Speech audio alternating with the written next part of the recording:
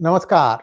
Erasing Bharat. This has been a consistent effort on part of the Western media. And strangely, everybody is united in doing this thing, barring a few nations.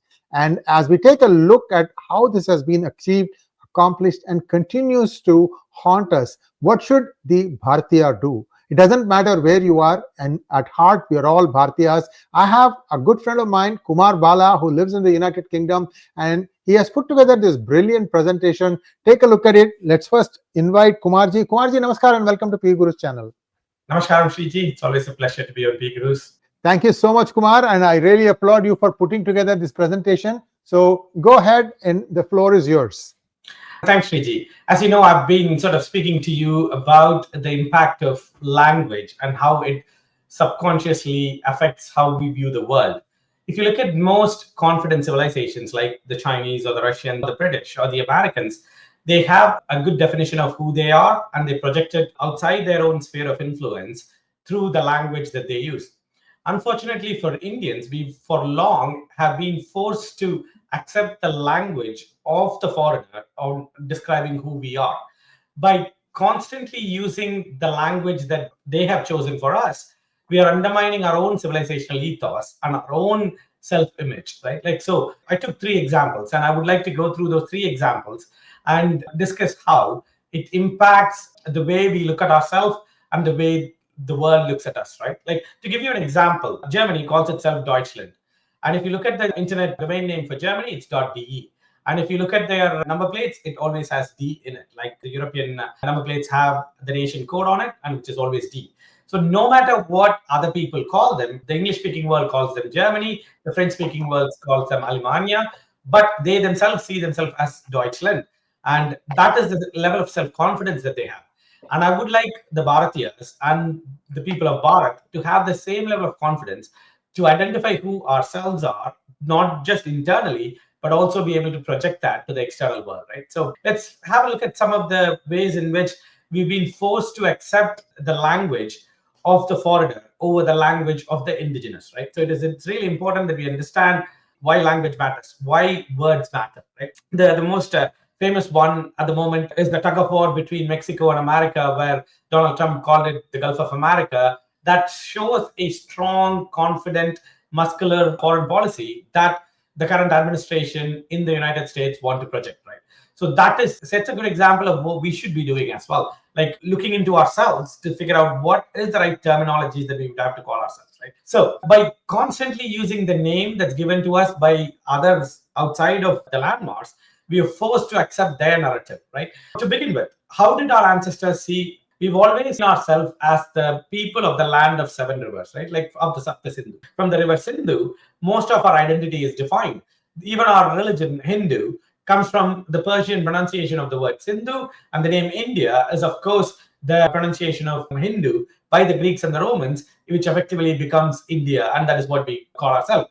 And even the Chinese have the word Chengdu, which is again is related to the river Sindhu, right? So this particular aspect of us, we saw ourselves as the people of the land of seven rivers, with Himalayas in the north and the ocean in the south. That is why that ocean is named as the Indian Ocean. India is the only country after which a nation has been named historically, right? So this is sort of the background behind it. So what then happened over the course of last 1,000 years? India went through two phases of imperial conquest. The first imperial conquest, of course, through the Afghan and the Mongol and the Timurid conquest of India. And of course, the second one is the European conquests of India. So the European settlers took the terminology from the Arabic and the Persian usage and prioritized naming geographical places and our culture using the Persian and Arabic words that the invaders from the west of India used. Right? So it was always that the Persian name or the Arabic name or the Turkic name was preferred over the indigenous Sanskrit or Tamil name. And this is something that we need to change as a confident nation going forward and go back to our roots, right? So let's start with the first one. Historically, the sea to the west of India has been called as the Sindhu Sagara because that is where the river Sindhu flowed into. So it was the river, the Sea of Sindhu or the Sindhu Sagara was the Sanskrit term for it. The Greeks used to call it the Erythraean Sea, but that would, if you look at the map, the eastern side of the large sea would be the Sindhu Sagara towards the Indian coast, and Erythraean Sea towards the African coast. But once we had the conquest beginning in the 8th century, the name that was given to that particular sea was the Arabic Sea, because it was the Arabian kingdoms that at the time controlled the trade routes in that particular part of the sea. And the Portuguese, who then took the control of the east coast from these Arabic kingdoms, continued calling it the Arabian Sea, or the name comes from the Arabic conquest of what they saw as that sea, not as what we as Indians have always looked at that part of the water body, right? So going back to using Sindhu Sagara gives us the confidence that, and also the cultural link, that it then combines this large water body with the river Sindhu, given that we were one of the largest maritime civilizations going all the way to the Rome and Greece. It is important that we realize it. It is not an alien sea to us. This was the sea that our ancestors sailed through to get through various parts of the Mediterranean and traded for thousands of years. So it is important that we know that link and not give away our right to name that sea as we see fit, right? So not given to the way that what the Arabic invaders and then the Portuguese settlers saw it as, right? So it is important that we take control of what we call our own geographical markers around our nation and within the country as well, right? As it shows on the map that most of us refer to, speak about Ramayana, it is always called as the Sindhu Sagara, or something that is more classical in its usage, is what we've always used. We've always seen that sea as part of our Indian landmass, part of something that is really twinned with the landmass. That is why it is the sea of the river Sindhu, or the Sindhu Sagara. And I believe time has come for the Indian government to officially rename it to Sindhu Sagara and make sure the maps that are available within its jurisdiction shows the official name of the water body, right? Then, of course, the most contested one of all of this is Ram Setu. During Al-Biruni's time, they mistakenly named it as the Adam's Bridge. And the English, who then inherited that terminology from the Arabic invaders, kept on calling it as the Adam's Bridge. Even though there is no reference to that in any of the Western Christian traditions, it was only in the Islamic tradition that it was called as the Adam's Bridge. And unfortunately, it stuck to it. And any attempt at renaming it as Ram Setu, or any attempt at internationally recognizing it as Ram Setu, which is how it was called for thousands of years, has a pushback from the Western academics, from the Western historians, as claiming that, look, we've always called it as the Adam's Bridge. But what they fail to understand is they only started calling it as Adam's Bridge from 16th century or 14th or 15th century onwards. But we have historical records that goes thousands of years ago. So we've always called it Ram Setu. So why does their usage of the word Adam's Bridge take priority over our usage of the word Ram Setu? And what is more humiliating is the fact that even within our own jurisdiction, even within India, if you open Wikipedia and search for it, it will say the name as Adam's Bridge. And every often, when we try and challenge Wikipedia and its editors of that particular page about it, it always gets denied. So this is something which needs to be done top down, and the government of India really need to look into this to force entities that operate within India to stick to the cultural norms of the country, so that they are culturally appropriate to the 1.4 billion people who live over there, right? Like, there is no reason why we should give up our own historical names to placate the egos of middle class academics in the Western world. We shouldn't shy away from asserting our historical ownership of these terminologies, right? So this is the other word that we really need to take ownership of.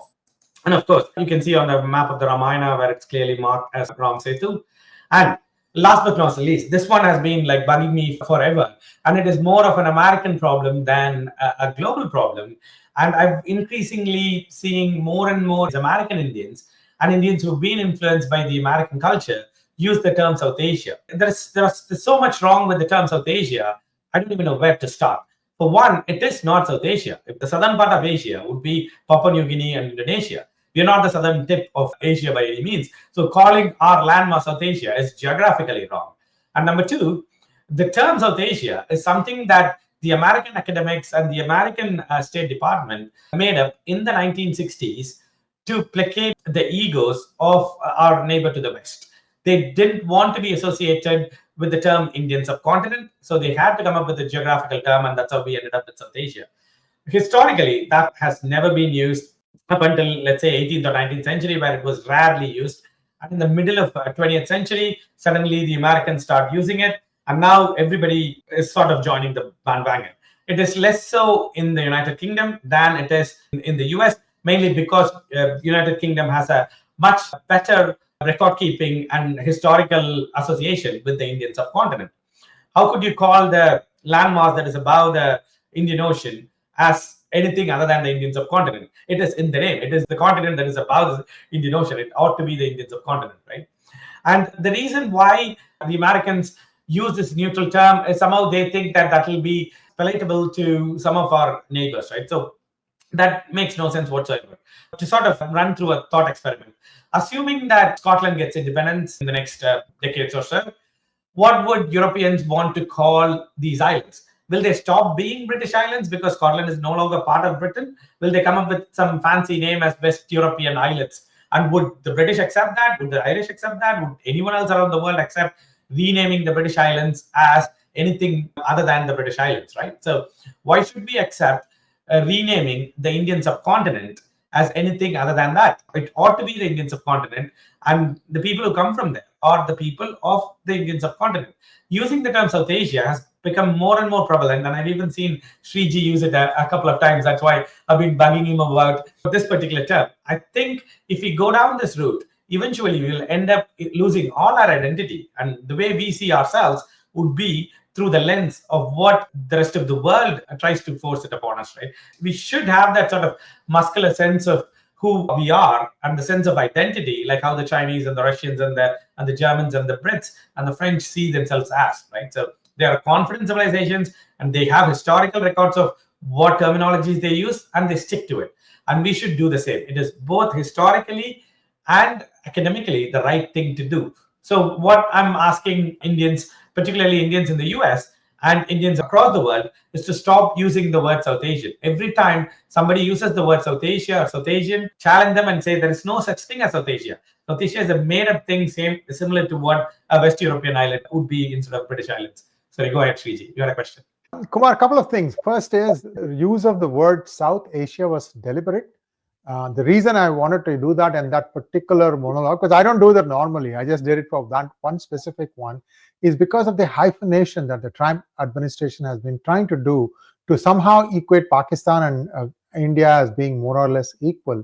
And I wanted to kind of show the contrast between the two. And that was why it was intentionally done. That was for that audience. That's why I did that. As to the other thing, sometimes we are our own worst enemies. There was a proposal when India became independent to call itself as Bharat and not India. It wasn't until 1950 when the constitution said India, that is Bharat. But in 1947 itself, there was a proposal to call itself as Bharat. And then Mr. Nehru, in his infinite wisdom, figured, oh, it's going to take time and effort to change every treaty that we already have with other countries as India. And we have to search and replace that with Bharat. And it's not worth it. Mm-hmm. Think about it. Tomorrow, if India officially calls itself Bharat, the number of treaties probably have gone up exponentially. Then what do? So you have to do it simple. We just say that we'll refer to the constitution. We like to call ourselves Bharat. At least moving forward, you can say Bharat, that is India. That way, you capture it in a correct time sequence. As a matter of fact, I was pleased to see when India was hosting G20, that if you look at the circular rotunda where all the countries were represented and sitting, India label was Bharat. Mm-hmm. I just wanted to point out that distinction. And please go ahead. Let's finish up the Bharat Varsha narrative. Go ahead. And as you mentioned, the constitution clearly says India, that is Bharat, which basically means the essence of this entity is Bharat, and we are calling it India in this particular iteration, right? So to me, I think we can do the same thing what the Germans are doing, right? Like, so they have the idea that they are Deutschland and the rest of the world can call them German, right? So we should emphasize on the same thing. We'll call ourselves Bharat, the rest of the world can call us India. So as long as 1.4 billion people are happy to call ourselves Bharat, it really doesn't matter what 300 million Europeans or 300 million Americans or 70 million British think, right? So we would still be larger in number. And to us, all that matters is how we see ourselves as, right? So there are two things to do here. One, bottom up, we need to challenge these newly minted words that tries to erase our civilizational identity. And top down, we need to force the government of India to take a more stricter stance towards entities like Google and Wikipedia, who insist upon using the foreign terminology for our own geographical places, right? And this is something that has to come top down. This is not something that we can do at a bottom up approach. This has to be done from the top down. So that will then prove two things. One, the identity of ourselves and the identity of our civilization and the confidence with which we project to the world. And of course, the rest of the world will then start respecting a civilization that is confident of itself, not constantly kept dragging by every new name the new hegemon wants to call us, right? We don't want to be called by the last hegemon, which is Britain. And then now, do we want to be called South Asia because of the new hegemon? And what would we be called by China if China becomes the hegemon? So do we always want to live in a world where we're just called by whoever controls the world? We should be able to assert our identity. And I think the time has come. And we have enough numbers and enough power to push these changes through. Yeah, let's go to the next slide now, please. Yeah, go ahead. So yes, as I said, I think it's just a continuation. I think I'm pretty much done with this. The idea that foreign powers get to dictate our identity needs to stop, and this is one aspect of decolonizing our own mind. We keep complaining about Macaulay, and we keep complaining about the educational system that was thrust upon us. It is going to be 80 odd years. We can't still keep going back to what happened to a single memo written in the 1820s, right? So it is going to be 200 years since Macaulay's memo, and we can't still keep blaming him for our inability to define ourselves. So I think the time has come to assert our identity. I've had really interesting conversations with people about even the most innocent of things. Renaming Port Blair to Sri Vijayapuram is a brilliant move because of its historical links to the Cholas and what it means for our link to the Southeast Asia. And a lot of people, Hindus from that particular, from Sri Vijayapuram, used to be called Port Blair, complained that they would prefer to have the term Port Blair, which makes no sense whatsoever. It is such a relatively new name that has only been used for a couple of hundred years, whereas Sri Vijayapuram is historically goes back all the way to the Chola era. And we need to first be confident, and we need to sort of convince ourselves that the time has come to assert our identity. Let's move on to the next one. I think we have a few more slides. Go ahead. I think that's pretty much everything that we covered, Shriji, about nationalism. And yes, indeed, you are right. This is an ongoing process. You have to start somewhere. I would like India to officially rename itself as Bharat and just give an official proclamation saying that every treaty signed thus far with the name India can be treated as if it's searched and replaced with Bharat. And India will honor it. It's only for India that is the challenge, not for other countries. You have to do something like that. This is not something that, it's not a trivial matter. It's 70 plus years now. I think India needs to start putting its foot confidently forward and do it 2 or 3 things. Like you said, don't call it Indian Ocean, call it Sindhu Sagara or Ratna Sagara. Yeah. Don't call it Arabian Sea, call it Sindhu Sagara, you mean? Yeah. So let's put 3 or 4 things and, just say this is what we are going to do moving forward. See, even today, China continues to publish maps of India without Kashmir as part of it. These rascals stole Aksai Chin or Gosthana. And another rascal who was the prime minister says that there is nobody there, though it's okay to lose it. I mean, we had some sorry excuses for prime ministers. Sorry to say this, but be that as it may, at least now things have improved a lot, I must say. So let's hope and pray that this momentum keeps moving forward and that India starts asserting itself in things that it needs to. You cannot give up your history just because somebody else is calling you something else and you agree that, okay, I shall be called an Indian, not a Bharatiya. Thank you so much. And viewers, please like, share and subscribe to our channel. Don't forget to click on the bell button for notifications. Namaskar. Dhanyawad.